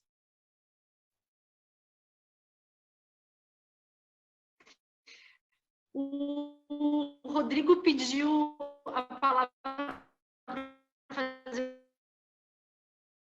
Não, eu queria citar um exemplo, a partir da tua análise, de um protocolo de biossegurança, né? Eu tenho propriedade rural, trabalho com produção primária, que é a atividade essencial, produção de alimentos, né? E tive um caso de um funcionário suspeito, ficou com sintoma, ele me ligou, avisou, eu não fui, já estou na secretaria, estou com sintomas, né? E eu tive, acho que até uma luz de fazer algo parecido com o que o senhor indicou agora. Era uma segunda-feira, liguei rapidamente para um laboratório que faz PCR, pouca probabilidade de contaminação, uma unidade de grãos, né? E todo mundo usa máscara, naturalmente, por causa do pó do arroz. E as pessoas coletaram o PCR às 4 da tarde, foram em Pedro Osório, fizeram a coleta do rapaz. No outro dia, às 8 da manhã, estava pronto o resultado, todos eram negativos, foi oferecido, todos quiseram fazer, todos eram negativos. E ele fez mais uma vez, da prefeitura levou 4 dias, que é normal, demora a chegar, depois fez mais uma vez, já está com 3 testagens, tinha de fato uma doença respiratória que não era Covid, já estava tentando fazer a 4ª, né? Mas me chamou a atenção pelas indicações suas, isso é uma preocupação de todos os empresários, o maior pavor do empresário. Se um funcionário, eu tive 4 funcionários que me alegaram sintomas e nem me aparece aqui. Imagina contaminar um ambiente de trabalho numa colheita de arroz, que foi o caso, Eu estou com sintoma, pedido. Não, nem aparece. As pessoas ficam constrangidas, mas é praticamente um pacto de confiança. Eu conheço meus funcionários, sei que são pessoas sérias, corretas, jamais fariam isso, né, se prevalecer de uma situação dessas. E o que acontece é isso, a gente não quer contaminar o ambiente, não quer correr o risco, e não dá para saber se é ou se não é, mas na dúvida não vai, porque o risco é maior, né? E supondo que fosse, tem que saber rápido quem é que foi contaminado e isolar essa pessoa para o bem dela e para o bem dos colegas e para o bem da atividade produtiva, que é a produção de alimentos, para a gente continuar produzindo comida para as pessoas, né? Em todos os sentidos. Então, as coisas que eu gravei, que o senhor falou, se eu fosse imaginar, eu gostaria de sugerir que fizesse o mesmo protocolo para tratamento precoce de Covid, que vocês fizeram agora como sugestão, que fizesse uma sugestão de ambientes seguros, um protocolo de biossegurança.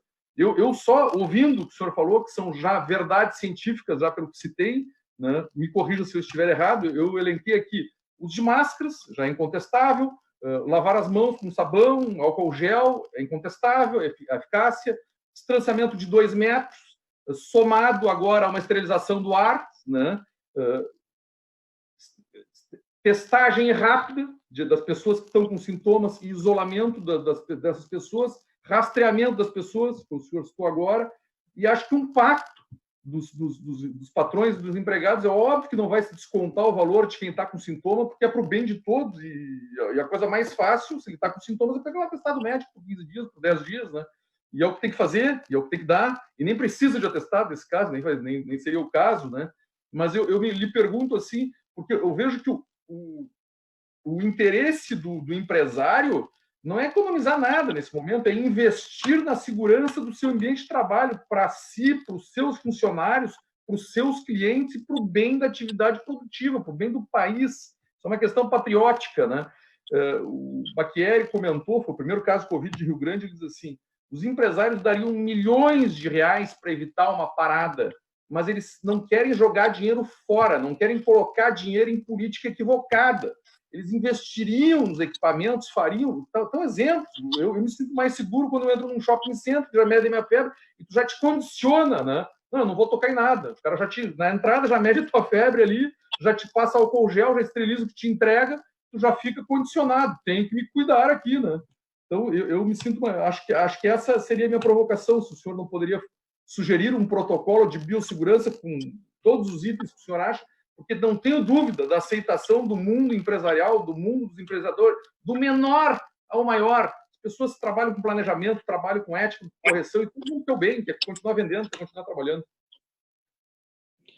Não, claro, acho que seria excelente. Nos moldes do protocolo que a gente sugeriu, por exemplo, de tratamento precoce, a gente tem tido, no entanto, como eu posso dizer, muita resistência, inclusive denúncias ao Conselho. Por exemplo, a gente sofreu uma denúncia de diversas sociedades por estar fazendo um protocolo de tratamento precoce, porque os protocolos ou guidelines dessas sociedades não preconizam tratamento precoce.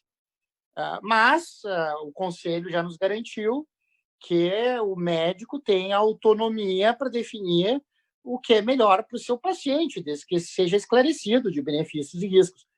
Mas a situação dos médicos atuais que se opõem ao lockdown ou que se opõem a não fazer nada, que querem tratar seus pacientes, que querem ajudar a manter a roda da economia girando, não por se interessarem em economias, mas por se interessarem nos pacientes, e no fim das contas é uma coisa só.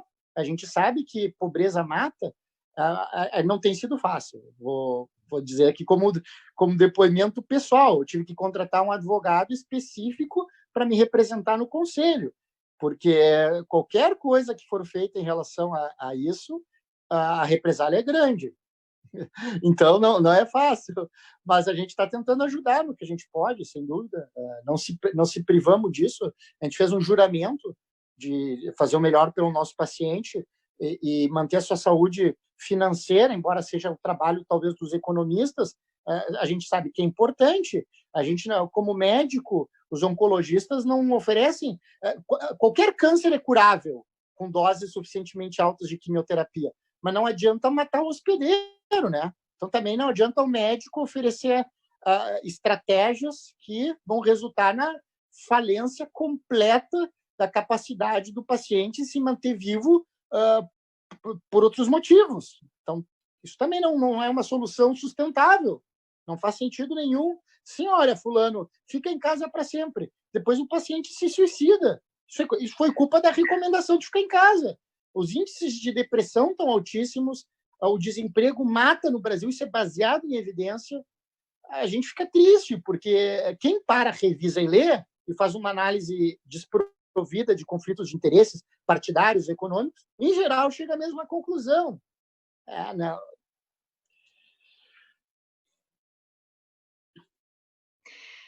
Dr. Zimmermann, tu és um guerreiro, né? A gente tem observado os teus posicionamentos e, sem dúvida, tu está sendo incansável nessa luta, né, contra o Covid, especialmente para alertar e esclarecer a opinião pública. Eu ia ainda abordar essa questão, né, de doenças de saúde mental, enfim, que é depressão, suicídio. A gente está acompanhando, nós sabemos pessoas próximas de nós, né? Enfim, já passaram por essa dificuldade, então a gente precisa cada vez mais serenidade para encarar esse momento de grande adversidade. Queria dizer que nós comungamos, né, desses mesmos princípios seus, e é por isso que nós propusemos esse encontro aqui, os nossos líderes empresariais, contigo que tem essa visão, né, tão refinada assim, e tão adequada para esse momento. Dizer que a Federação acredita muito que nós temos que seguir trabalhando, seguir todos os protocolos sanitários, sem dúvida, manter as pessoas de risco isoladas, mas nós temos que pensar no momento pós-pandemia. Todas, como eu já referi, né, todas as vidas são importantes, nós queremos preservar a vida de todos os gaúchos, mas nós não podemos pensar só nesse momento atual. Nós já estamos aí há mais de 1h30, né, debatendo, refletindo, poderíamos por muito mais tempo, né, seguir esse nosso debate, mas respeitando também o tempo das pessoas que estamos acompanhando.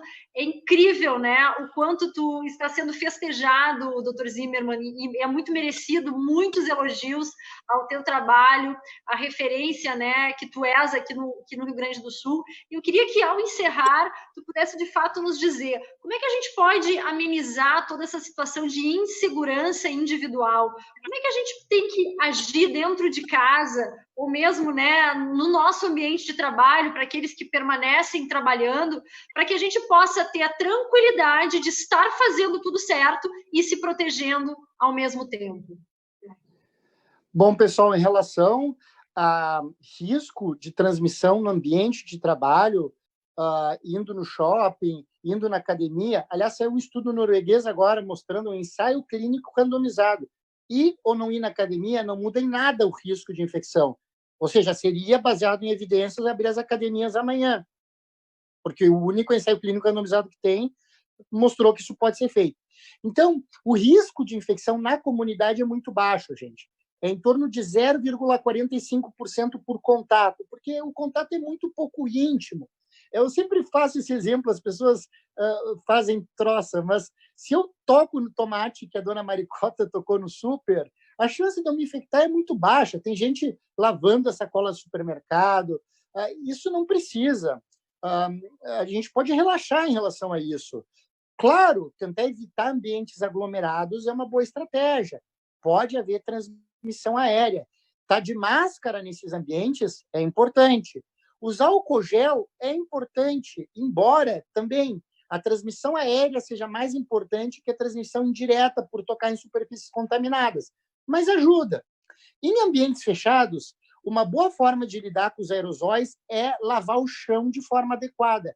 Olha que estranho, quando a gente lava o chão de forma adequada, a gente reduz a concentração de aerosol no ar. Por quê? Os aerosóis eventualmente caem no chão e ressuspendem. Se o chão foi bem lavado, eu matei os aerosóis que não ressuspendem mais. Manter janelas abertas, manter ventilação adequada, manter os ar-condicionados nos modos não de recirculação, por exemplo, no carro, quando tiver mais gente. Não restringir transporte público, porque isso aumenta o número de pessoas por unidade. Evidentemente, não é uma coisa inteligente esse tipo de restrição. Quando chega em casa, eu recomendo que tire o sapato, deixe na porta, mas deixe o álcool gel mais ou menos na entrada, higienize, tire sua máscara. A máscara pode ficar pendurada no sol, quando houver sol, para ser esterilizada, ou pode ser mergulhada em saneante, o que é recomendado. Então, as pessoas têm que ter um número adequado de máscaras. Isso, basicamente, para a população em geral, é importante. O contato intradomiciliar já se associa a um risco bem maior. Então, se há caso de Covid em casa, também não adianta raciocinar, já peguei igual. Não, ele é bem maior, mas ele fica em torno de 30%. Então, talvez não tenha pego. Então, o paciente doente fica num quarto, deixa a janela aberta, se possível, ventilando. Quando a pessoa for servir, essa pessoa entra no quarto, entra de máscara, higieniza bem os ambientes, isso reduz o risco. Então, são essas medidas assim que a gente pode fazer. E se começar com sintomas, dor de garganta, nariz escorrendo, febre, ela costuma ser tardia e não ser alta, mas sensação de mal-estar, cansaço, falta, perda de olfato é muito interessante, parece ser relativamente específico de Covid, alteração na percepção do gosto, procurar seu médico de confiança, que hoje em dia, tem a regulamentação da telemedicina, pode procurar o médico mesmo sem sair de casa. Para quem tem condições, também uma alternativa interessante. Muito bom, estou aqui acompanhando, né, todos os comentários, muitas pessoas seguem aqui emitindo opiniões também.